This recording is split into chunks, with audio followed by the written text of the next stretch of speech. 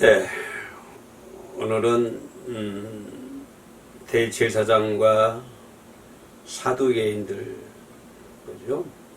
공회 앞에 베드로와 사도들이 끌려갔습니다. 그 예루살렘에 그 밀란이 일어나면서 자꾸 예수님의 제자들이 복음을 전하니까 밀란이 오게 되고 소란이 끊이지 않게 되거든요. 그래서 대제사장들과 그 부하들이 그 베드로와 제자들 데리고 그 공회 앞에 세웠습니다. 당시 로마가 인정한, 그러니까 그 공식적인 대제사장이 있었죠. 로마가 인정한 공식적인 대제사장은 가야바였습니다.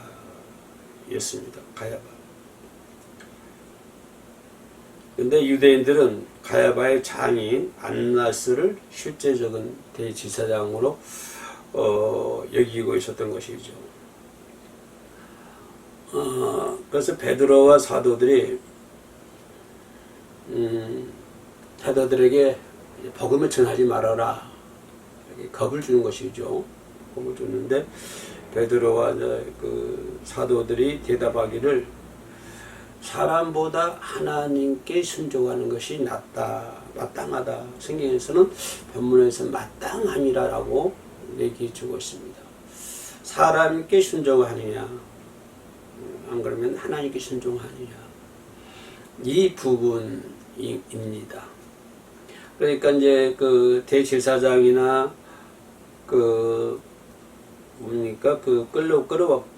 끌어왔던 그 사람들이 말을 하는데 우리가 너희들의 말을 듣는 것이 옳은가, 하나님의 말을 듣는 것이 옳은가?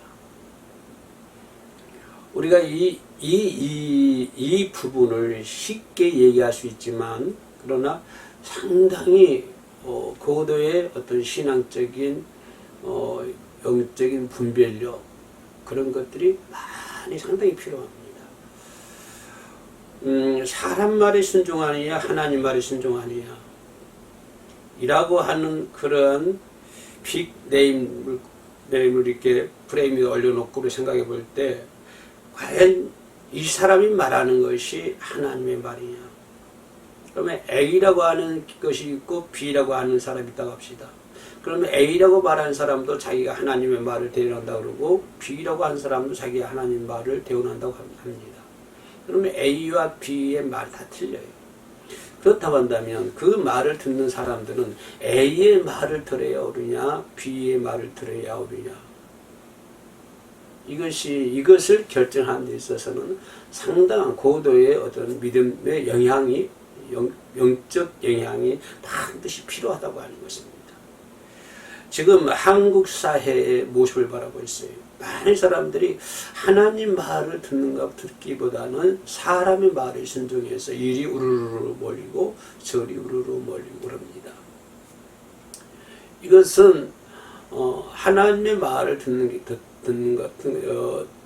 듣는다기보다는 사람의 말을 더 가까이 하고, 왜냐하면 하나님은 보이지 않는 하나님이시고, 그죠? 보이지 않는 사람이지만, 그러나 사람은 내 앞에서 얘기할 수 있고, 그 사람의 말을 내가 직접 들을 수 있고, 또 그 사람과 이렇게 대화할 수도 있고, 교제할 수도 있고, 그러니까 보이지 않는 하나님보다는 보이는 사람을 더 믿게 된다고 하는 것입니다. 어떤 영적인 고도의 영적인 어떤 분별력이 없어도 그냥 사람의 말을 듣고, 이 사람들이 말하는 것이 그럴싸하게 들었고요. 그럴싸하게 들립니다. 이 사람들이 말하는 것은 어떤 사람들의 어떤 반복적인 학습, 그런 걸 통해 가지고 사례 뇌의 구조를 바꿔 가지고 끌어당기는 힘이 있거든요. 그래서 막무가내로 거기 가서 그 사람들의 말을 듣게 있는 것입니다. 그래서 베드로가 여기서 얘기할 수 있는 것은, 베드로 사도가들이 얘기하는 것은 사람의 말을 듣느냐 하나님의 말을 듣느냐, 하나님의 말을 순종하느냐 사람의 말을 순종하느냐. 그러나 하나님의 말을 순종하는 것이 마땅하다라고 얘기를 하는 것입니다. 그러면 여기서 우리가 순종은 매우 우리 기독교인이라면 반드시 해야 할 의무입니다. 기독교의 윤리입니다. 이것은 바꿀래 바꿀 수 없는, 변화할 수 없는 어떤 기독교의 윤리를 얘기해 주고 있습니다. 심지어는 제사보다 순종이 더 낫다라고 하나님께서도 말씀해 주고 있습니다. 그래서 하나님께 순종한다고 하는 것은 우리 기독교인의 반드시 해야 할 의무 있는 것이고, 왜냐하면 바로 그렇게 하나님의 말씀에 우리가 순종해야 할 때만에 우리는 하나님의 사람이 될 수가 있습니다. 하나님의 말씀에 순종하는 사람만이 천국을 소유할 수 있습니다. 그렇기 때문에 우리 기독교에서 순종이라는 것은 절대적인 기독교 윤리입니다. 바꿀래 바꿀 수 없는 것이고, 세월이 지나도 바꿀 수가 없는 것이고, 어떤 지역이 따라서 저쪽 아프리카 지역, 우리 동방의 지역, 지역에 따라서 다른 것이 아닙니다. 이것은 모든 사람, 모든 인류에게 가장 보편적인 것입니다. 만년 전에 태어났던 사람이나 만년 전이 아니라 창조시의 에덴 동산에서 아담 때부터 그렇습니다. 아담이 순종하느냐 안 하느냐 여기에 따라서 달라지거든요.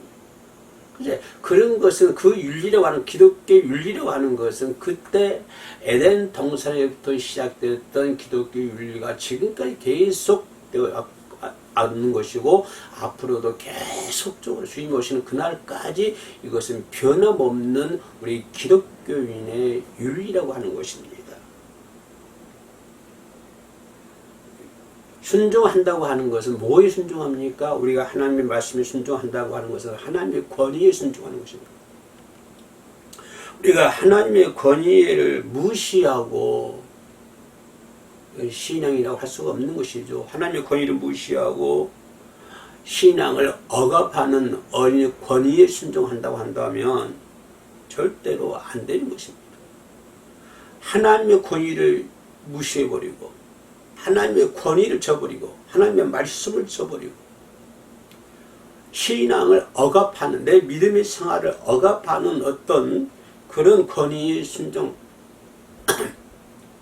순종한다고 하는 것은 있을 수가 없는 것이죠. 아무리 내 믿음 생활을 억압을 하고 내 신앙 생활을 억압한다고 할지라도 그것이 뭡니까? 하나님의 권위가 아니라 한다면 절대 사람의 억압에, 사람의 권위에 순종할 수 없는 것입니다. 우리 기독교는 반드시 하나님의 권위에만 순종할 수 있는 것이죠.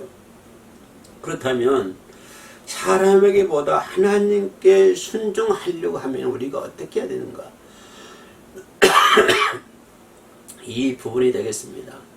그렇다면 우리가 사람에게 순종하지 아니하고 하나님의 말씀에, 하나님의 권위에 순종하려고 한다면 우리 기독교인들은 어떻게 해야 되느냐 하는 것은, 가장 중요한 것은 겸손해야 된다고 하는 것입니다. 사람이 겸손하지 않으면 하나님의 말씀에 순종할 수가 없습니다. 하나님의 말씀의 권위, 겸손한다고 하는 것은 이렇게 바보가 되라고 하는 거 아닙니다. 멍청이, 천치가 되라고 하는 것 아닙니다. 벼가 익으면 익을수록 머리를 숙이는 것입니다. 빈 깡통이 더 요란한 것입니다. 그러면 권위라고, 겸손하는 것은 물이 익은 벼가 되는 거예요. 하나님은 아무리 훌륭한 사람이라도 교만하면 하나님은 그 사람 거들떠 보지도 않습니다. 아주 하나님께서는 가증이 여깁니다. 교만한 자를 그 멍에를 꺾어버린다고 하나님께서 말씀해 주고 있습니다. 하나님이 싫어하시는 것은 교만하는 거예요. 교만이 뭡니까? 나를 내세우는 거예요. 나를 내세우는데 나를 내세움에 있어서 나는 내가 그렇게 하는 것이 아니야. 내 환경이 그렇게 만들었어. 내 습관이 그렇게 만들었어. 내 주변에서 그렇게 만들었어. 그게 아니라고 하는 것입니다. 그게 그 말은 여기서 통하지가 않는 거예요. 우리는 하나님의 말씀에 의해서 겸손해져야 돼요. 어떤 세상적인 학식, 세상적인 재능, 세상적인 기술, 물질, 어떤 권력 그런 것에 의해서 내가 겸손해진 것이 아니라 그거는 뭐 세상적인 것은 이 하나님께서 말씀하신 겸손 그 축에도 들어오지 못해요. 우리가 여기서 겸손한다고 하는 것은 하나님의 말씀에 의해서 내가 겸손하는 거예요. 하나님의 권위에 의해서 내가 겸손하는 거예요.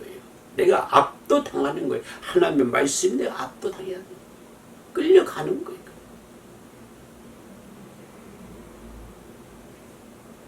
그래서 사람의 교만이라고 하는 것은 하나님 가장 싫어하는 것입니다. 하나님께서 아주 가증하게 여겨요. 하나님께서 인자하기는커녕 얼굴을 돌려버린다고 성경은 얘기해주고 있습니다. 교만한 자. 성경은 더욱더 뭐라고 하냐면 교만한 자를 대적한다고 하나님께서 말씀했습니다. 이렇게 하나님 교만한 걸 싫어해요. 우리가 하나님의 말씀에 순종하려고 그러면 겸손해야 됩니다. 겸손. 그래서 내 자신을 낮추는 거예요. 나는 할 수 없어요. 나는 아무것도 할 수 없어요. 내가 낮아질 때 하나님을 높이를 받는 것이죠. 내가 높아지는 것은 그건 교만입니다. 내가 낮고 또 낮아져요. 또 낮아질 때 하나님께서 높여주시는 거예요. 살고자 하는 자는 죽을 것이요 죽고자 하는 것은 하는 자는 살게 되는 것입니다. 그래서 하나님의 말씀에 순종하려고 그러면 내가 낮아져야 되고 내가 겸손해야만이 하나님의 말씀에 순종할 수가 있는 것입니다. 겸손의 모범은 하나님께 예수께서 보여주셨잖아요. 제자들 가르쳐주시면서. 하나님의 말씀에 순종하기 위해서는 우리가 겸손해야 되고 두 번째로 생각해 볼 수 있는 것은 회개해야 된다고 하는 것입니다. 우리가 회개하지 아니하고 하나님 말씀에 순종할 수가 없습니다. 내가 잘못한 것이 있으면 회개해야 됩니다. 그걸 회개하지 않으면 절대로 하나님 말씀에 순종할 수 없는 거예요. 우리는 여러 가지 방면으로 죄를 지을 수가 있습니다. 생각으로 죄를 지을 수가 있고, 언어로 죄를 지을 수가 있고, 어느 액션으로 죄를 지을 수가 있고, 내 마음으로 죄를 지을 수가 있고, 우리는 발로 죄를 짓고, 손으로 죄를 짓고, 눈으로 죄를 짓고, 입으로 죄를 짓고, 내 육신이 죄덩어리. 내 손이 죄덩어리. 내 입술이 죄덩어리입니다. 내 마음 숨심이가 죄덩어리. 내가 생각하는 것이 죄덩어리. 이런 모든 죄, 나로 인해서 생겨났던 모든 죄, 이런 모든 죄를 회개하지 않으면, 회개한다고 뭐 잘못을 뉘우친 건 아니에요. 잘못을 뉘우친다 하는 것은 하나님을 믿지 않는 사람도 잘못을 뉘우쳐요. 우리 학교 다닐 때 반성문 많이 쓰잖아요. 교육감실에 교무실에 끌려가서 잘못하면.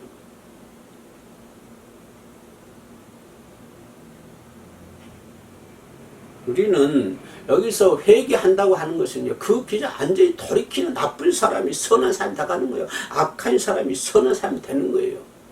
여기서 악이 뭐고 선이 뭡니까? 선은요, 세상적인 관점에서 그래요. 선을 하는 것은 나보다도 남을 생각하는 것이 선이에요. 나보다도 남을 생각하는 거. 이건 선입니다. 그러나 남보다도 나를 먼저 생각하면 이건 악이에요.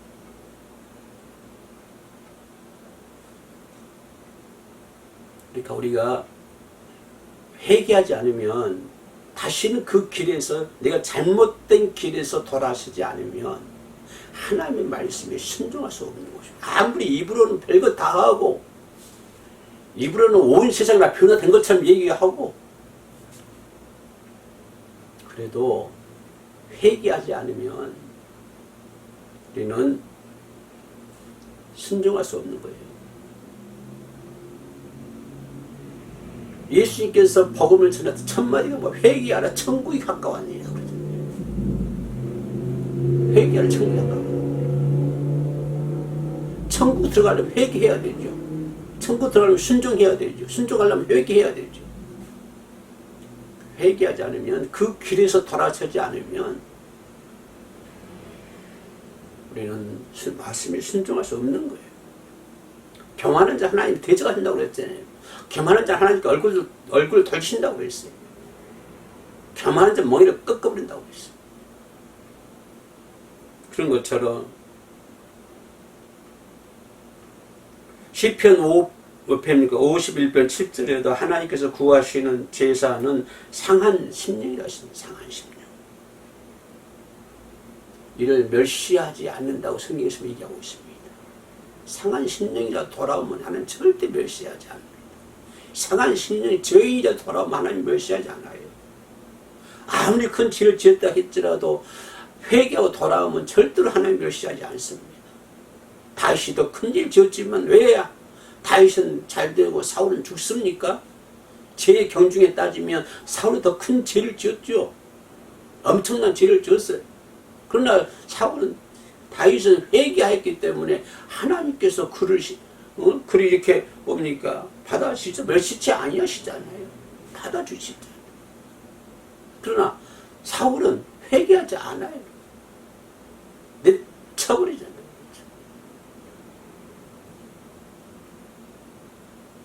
또 뿐만 아니라 시편 34편 16절에서 보면 여호와는 마음이 상한 자에 가까이 하시고 중심에 통해한 자를 구원하신다. 뭐 회개한 자를 하나님께서는 회개하는 사람 가까이 해주시고 또 통해한 자를 구원해 주시고 그런 사람을 구원해 주신다고 하는 것입니다. 하나님께서 회개하는 사람들을 구원해 주시고, 그죠? 회개하는 사람을 가까이 해주시고, 회개하는 사람은 절대로 그 사람 멸시하지 않습니다. 그러나 회개하지 않으면 순종할 수도 없고 하나님의 사람도 될 수 없고 천국에 들어갈 수 없는 것이죠. 그러니까 우리가 하나님의 말씀에 순종하며 살려면 순종하면 겸손해야 되고 회개해야 되고 하나님께 의지해야 됩니다. 사람 의지하지 말고, 사람 물질을 의지하지 말고, 사람 눈에 보이는 것 의지하지 말고, 보이는 것을 정치하지 말고, 오직 하나님만 의지하고 나가야 돼요. 그것이 하나님의 사람입니다. 그래야만이 순종할 수 있습니다. 인간이 아무리 미래를 안다고 해도 유한한 존재 아닙니까? 인생은 80, 70, 80, 90이 그렇게 긴 것 같아도 그렇지 않습니다. 금방 지나요. 엊그저께 초등학생 다녔던 애가 벌써 70이 되고 80이 되고 꼴막꼴막해. 응? 인생은 세월이라는 게 금방 지나요. 금방 지나가요. 아무리 인간이 똑똑하고 많이 배우고 미래를 안다고 해도 그 기간이 유한한 존재예요. 조금밖에 안 돼요. 조금밖에. 불과 같고 안개와 같고 의실과 같고 인간은 아무리 똑똑한 사람이라 하더라도 풀과 같아요. 이슬과 같아요. 안개와 같아요. 잠깐 있다가 없어지잖아요. 그렇기 때문에 잠깐 있다가 없어지는 이 인생 동안 나타나는 모든 근심, 걱정, 염려, 불안, 초조 이런 모든 것들을 주님께 맡겨야 돼요. 주님께 맡겨야 돼요. 이걸 주님께 의뢰하는 거예요. 인생이라는 것이 무한한 존재입니까? 유한한 존재예요. 인생이라는 것은 이것밖에 안 된다니까. 이만큼밖에 안 된다니까. 다시 얘기하지만 엊그저께 초등학교 다니고 중학교 다닐 때 내가 벌써 눈 깜짝할 사이에 70이 넘어가요. 70. 이렇게 짧은 것이 인생이니까, 짧은 인생이니까, 이 짧은 동안에 일어나는 모든 일들, 근심되고, 불안하고, 초조하고, 욕심도 생기고, 이렇게 해야만 될 것 같고, 이렇게 안 되면 꼭 죽을 것 같고, 이것을 꼭 이루어야 되는데, 이것이 이루지 않으면 내가 죽을 것 같은데, 내가 이만큼 있어야 되는데, 그만큼 없으면 네가 죽을 것 같은데, 그 부분, 모든 문제들을 하나님께 맡겨버리는 거야. 그리고 나는 죽으면 죽으리라. 그래. 내가 어릴 적에 죽으면 죽으리라. 내일 적에 죽으면 죽으리라. 죽음 앞에 장소가 어디 있어요? 죽음 앞에 장소가 없죠. 죽음 앞에. 그래서 나의 모든 문제들을, 나를 중심으로 둘러싼 모든 문제들을 하나님께 맡겨버리는 거야. 이것도 맡기고 저것도 맡기고 전부 다 맡겨. 전부 다. 자식들에 대한 문제, 남편에 대한 문제, 아내에 대한 문제, 경제적인 문제, 모든 문제 다. 그런다고 해서 내가 그냥 다 받쳐놓고 그럼 남편하고 놀란 거 아니에요. 기독교는 열심히 해야 되죠. 뭐든지 열심히, 일도 열심히 해야 되고, 장사하는 분들도 열심히 장사해야 되고, 시장에서 자판 깔고 장사하시는 분도 되게 열심히 해야 돼요. 회사 다니는 사람들도 더 열심히, 믿지 않는 사람보다 더 열심히 해야 돼요. 더 열심히 해야 되지만, 그러나 모든 것들은 하나님께 맡기라고 하는 것입니다. 이것이 하나님 의뢰하는 거예요. 이렇게 하나님께 의뢰하는 자만이 하나님의 말씀에 순종할 수 있는 거예요. 내가 다 갖고 있으면서, 네가 다 쥐고 있으면서 는 하나님 말씀에 순종할 거예요. 하나님 말씀에 순종해 주시옵소서. 순종이 안 돼요. 그래요. 절대 될 수가 없어요. 순종하기 위해서는 하나님께 맡겨야 돼요. 그래야만이 하나님의 말씀에 순종할 수 있는 것입니다. 내 삶의 모든 문제를 최선을 다해서 살긴 살지만, 그러나 모든 문제는 하나님께 맡겨야 된다. 나에 대한 모든 미래도 주님께 맡겨야 돼. 나는 아침마다 일어나면 이제 일어나자마자 하나님께 기도를 합니다만은, 나도 사람인 거로 때로 따라서는 걱정도 될 수도 있고 근심될 수도 있어요. 그러나 내 모든 걸 주님께 맡깁니다. 내 삶도 주님께 맡기고, 내 노후 문제도 주님께 맡기고, 내 죽음의 문제도 주님께 맡겨요. 내 질병도 주님께 맡겨요. 우리 어머니가 살아계셨을 때 저한테 한 얘기가 있어요. 엄마 아프면 어떻게, 아프지 마라 그러면 뭐라는 줄 아시냐요? 사람이 아파야 죽지, 안 아프고 어떻게 죽겠느냐. 맞는 말씀이죠. 사람이 진도 빠지고 이제 육신도 힘이 없어지고 다 기능이 약해지잖아요. 다 진을 다 빼요. 하나님 다 뺀 다음에 하나님 내려고 하거든요. 그러면 아플 수도 있죠. 그 부분마저도 하나님께 맡겨야 돼. 모든 맡겨야 돼. 심지어는 원수 갚는 것까지도 맡겨야 돼. 내가 미워하지 말고, 그 사람이 아무리 상처를 받고, 아무리 내가 손해를 많이 보고, 아무리 내가 정말 사랑의 원자탄 송량호 목사처럼 내 원수까지도 그 문제 맡겨야 돼. 죽게 맡겨야 돼. 내가 하려지 말고 하나님께 맡겨야 돼. 하나님께 의뢰하는 자가 순종할 수가 있는 것이죠. 마지막 생각해 볼 수 있는 것은 감사해야 된다고 하는 것입니다. 하나님 말씀에 순종하기 위해서는 겸손해야 되죠. 하나님 말씀에 순종하기 위해서는 회개해야 되죠. 하나님의 말씀에 순종하는 사람이 살기 위해서는 뭐합니까? 하나님만 의지해야 되죠. 마지막에는 감사해야 돼요. 감사하지 않는 사람 순종할 수 있겠습니까? 경우에 따라서는 이것만 감사하고 이것은 감사하지 않아요. 그러면 하나님 말씀에 순종할 수 있겠습니까? 내 판단에 따라서 이건 좋고 이건 좀 안 좋아. 그러니까 이건 감사 안 해 내려놓고 그건 좋은 것만 감사해요. 그런 사람이 하나님의 사람을 얘기할 수 있겠습니까? 그런 사람이 하나님의 말씀에 순종하는 삶을 살아갈 수 있겠습니까? 하나님의 말씀에 순종하기 위해서는 모든 것을 감사해. 그래서 성경이 뭐라 했냐면 범사에 감사하라.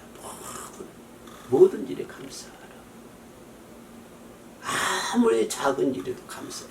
제가 군산서 목회할 때 그 옆에 교회 목사님 아마 지금 소천하셨는데 그 목사님은 말만 하면 감사. 이제 신학교 그 교수님이셨는데 학생들이 같이 가게 할 때는 꼭 이렇게 뭐 초코파이라든가 뭐죠 야구르트를 들고 합니다. 그래가지고 학생들한테 나눠주고 강의를 시작하는데 항상 그 양반은 입에 감사가 붙어 있어요. 감사가 붙어 있어요. 누가 뭐라 해도 감사.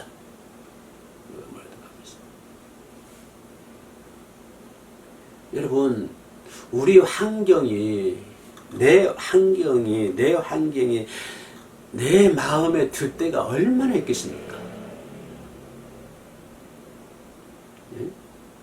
내 환경이 내 마음속 들 때가 도대체 얼마나 있겠어요? 내 마음에 안 들 때가 너무 많아요. 살다 보면. 내 환경이 마음에 속 듭니까? 글쎄요. 환경을 10개로 나눈다고 그러면 마음에 든 거는 하나, 둘이나 있을 것이고 전부 다 마음에 안 들어요. 전부 다 마음에 안 들어요. 응? 마음에 안 들어요. 마음에 들지 않을 때가 더 많아요. 내 환경이 내 마음에 나는 내 생각에는 내 마음이 내 환경에 드는 것이 하나도 없는 것 같아요. 하나도. 10개 중에 10개 다 없는 것 같아. 전부 마음에 안 들어요. 전부. 안 들 때가 많아요. 그러나 그 와중에서도 우리가 내 삶 속에서 감사를 찾으면요. 다 감사가 돼요. 이렇게 따져보면은 100% 전부 마음에 안 드는데 마음에 안 드는 그 환경 속에서 감사를 찾다 보면 전부 감사가 돼요. 이해하십니까? 감사를 찾으면 감사가 엄청나요.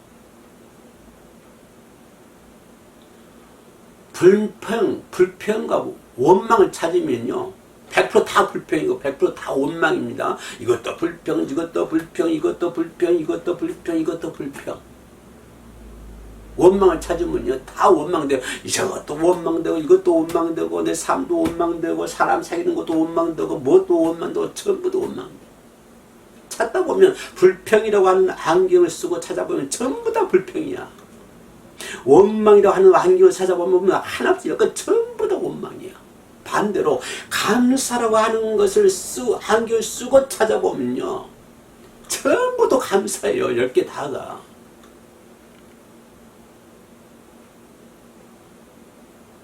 불평과 원망을 찾다 보면 한이 없습니다. 한이. 옛날에 어렸을 때도 원망, 불평하고 원망이었지요. 중학교 다닐 때도 불평하고 원망하죠. 고등학교 다닐 때도 불평, 원망, 청년 때도 불평, 원망, 결혼도 불평과 원망.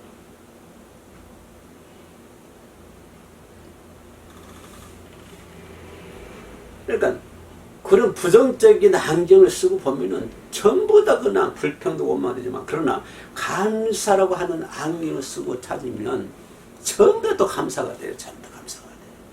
불평은 한이 없어요. 원망 한이 없지만 그러나 감사를 찾으면요. 감사를 찾으면 남편 만나는 것도 감사, 아내 만나는 것도 감사, 내 자식 주시는 것도 감사, 지금 먹고 사는 것도 감사. 지금 집안에서 먹고 사는 것도 감사, 에어컨 틀어놓고 예배 드리는 것도 감사. 전부 감사죠. 전부 감사. 이 사람 만나는 것도 감사, 저 사람 만나는 것도 감사, 그 사람 만나는 것도 감사, 여러분 김성관 목사 만나는 것도 감사, 내가 여러분 만나는 것도 감사. 다 감사. 불평과 원망을 찾으면 전부 다 불평과 원망이지만 감사를 찾으면 전부 다 감사해요. 그러니까 감사해야만이 하나님의 말씀에 순종할 수 있다고 하는 것입니다. 감사하는 자만이 하나님의 말씀에 순종하는 수 있는 것이에요. 그러니까 이 부분을 하나님께서 보고 있으면 어떨까요? 지금 내가 불평과 원망 속에 살아가고 있어요. 그것이 하나님 보고 계셔. 네가 매사에 불평하고 매사 원망스러워 그렇게 살아가고 있어요. 짜증나고 성질내고 화내고 그냥 내 마음대로 해. 그 모습 누가 보고 있어요? 하나님이 보고 계신다니까요. 그 모습을. 근데 네가 범사에 감사하며 살아가고 있어. 이것도 감사 저것도 감사 감사하는 모습 살아가고 있어. 그 모습 누가 봐요? 하나님이 저 보고 계시는 거예요. 내 삶을 감사의 삶으로 바꿔나가야 되는 거예요. 불평과 원망의 삶에서 감사의 삶으로 바꿔나가는 거예요. 내가 불평과 원망의 삶에서 내가 좀 잘 되고 뭐가 좀 잘 일어나고 부자가 되고 넉넉하고 그래야만이 감사가 되는 것이 아니라 내 조건이 바꿔져야만 내 환경이 바꿔져야만이 내가 감사하는 사람으로 변화가 되는 것이 아니라 불평과 원망 그 속에서 그 삶 속에서 내가 감사로 바꿔질 때에 그 삶이 감사의 삶으로 바꿔질 때에 그때 우리는 하나님 말씀에 순종할 수 있는 거예요. 순종하는 삶을 살 수가 있는 거예요. 어찌겠으면 하나님께서는 순종이 되자고 낫다고 했겠어요. 오죽하면 우리가 순종하며 산다는 말이 입에서는 쉽게 나오고 모든 사람이 나는 그렇게 살기를 원합니다. 그렇게 살고 있습니다. 얘기하지만 참 힘들어 어려운 일이잖아요. 그래서 오늘 베드로가 그랬습니다. 내가 삶의 말에 순종하랴 하나님의 말에 순종하랴. 하나님의 말에 순종하는 것이 마땅하다고 하는 것이. 이건 마땅하는 거예요. 처음에 얘기했잖아요. 이거는 기독교 윤리라고요. 기독교 윤리. 바꿀 수 없는 아무리 시대가 수십만 년이 흐르고 아무리 온 세상 온 지역이 바꿔줘도 이거는 그 기독교 윤리라고 하는 것은 진리에 바꿔줄 수 없는 절대적인 가치가 있는 거죠. 절대적인. 그게 뭐예요? 그 신족이라고 하는 것입니다. 왜요? 반드시 우리는 천국을 들어가야 되는데 예수님께서 그 천국으로 인도하기 위해서 이 땅에 오셨는데 십자가에 지셨는데 그 천국으로 들어갈 수 있는 길이 뭐냐면 예수를 믿는 것이고 예수를 믿는 것이 뭐냐면 순종하는 거라고 하는 것입니다. 우리가 순종할 때 천국 갈 수 있는 거예요.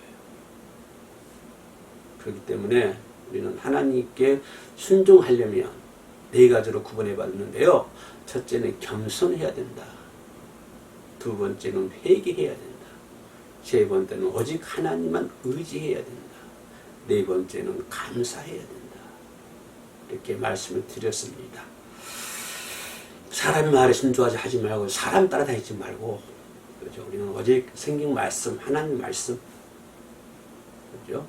영적인 분별력을 가지고 하나님의 말씀 속에 순종하는 삶을 살 수 있는 저와 여러분이 될 수 있도록 우리가 최선의 노력을 다해야 될 줄로 믿습니다. 기도하겠습니다. 하나님 감사합니다. 오늘도 귀한 말씀 주신 하나님께 참 감사드립니다. 우리가 모두 귀가 열리는 자가 되게 하시고 또 우리들의 삶 속에서 매일매일의 삶 속에서 하나님의 말씀에 순종하며 하루하루 살아갈 수 있도록 도와주시옵소서. 오늘 시간에도 영상으로 함께 예배 드린 자들이 있습니까? 하나님께서 능력의 장정에 붙잡아 주시고 늘 순종하면서 하나님을 찬양하고 하나님께 영광 돌릴 수 있도록 도와주시옵소서. 해오림 교회와 해오림 선교방송 성령이 이끌려가는 하나님에 의해서 이끌려가는 방송과 교회가 될 수 있도록 도와주옵소서. 특별히 해오림 선교방송 위해서 힘쓰고 애쓰는 자들이 있습니까? 저들도 하나님께서 사랑의 손으로 하나님의 능력의 손으로 어루어 만져 주시옵소서. 주님만 의지하오며 예수님의 이름으로 기도 올립니다. 아멘.